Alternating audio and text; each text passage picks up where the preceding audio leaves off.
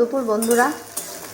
তোমরা তো তোমাদের আমি লাউ শাক দিয়ে মটর ডাল দিয়ে দেখিয়েছি, তারপর কুমড়ো শাকও তোমাদের মটর ডাল দিয়ে দেখিয়েছি, কিন্তু এই দেখো এটা পালং শাক।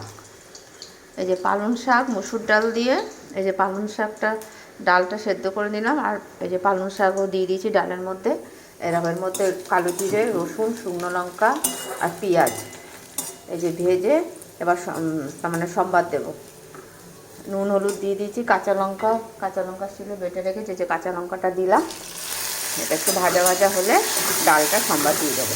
পালং শাক দিয়ে ডাল দিয়ে তোমরা খেয়ে দেখো, খুব ভালো লাগে। এই যে আজ বাঁধাকপি করবো, শীতের বাঁধাকপি ভালোই লাগে খেতে। ভাত বসিয়ে দিয়েছি, আর এই ডালটা নামাবার আগে একটু ধনেপাতা ছড়িয়ে দেবো, আর একটু সামান্য মিষ্টি দেবো। যদি অনেকে দিতে না চাও নাও দিতে পারো, কোনো অসুবিধা নেই। রসুনটা দিয়েছি, রসুনের একটা সেন্টই আলাদা ছাড়বে। এটা পালং শাক মুসুর ডাল দিয়ে এরকম সম্বাদ দিয়ে দিলাম।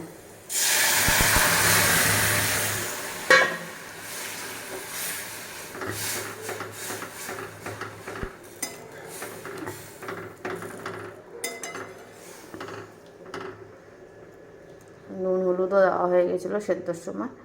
এরকম বন্ধুরা, এই যে মুসুর ডাল পালং শাক দিয়ে করলাম, তোমরাও খেয়ে দেখো। পালং শাক অনেক কিছু দিয়ে খাওয়া যায়, ভাজাও খাওয়া যায়।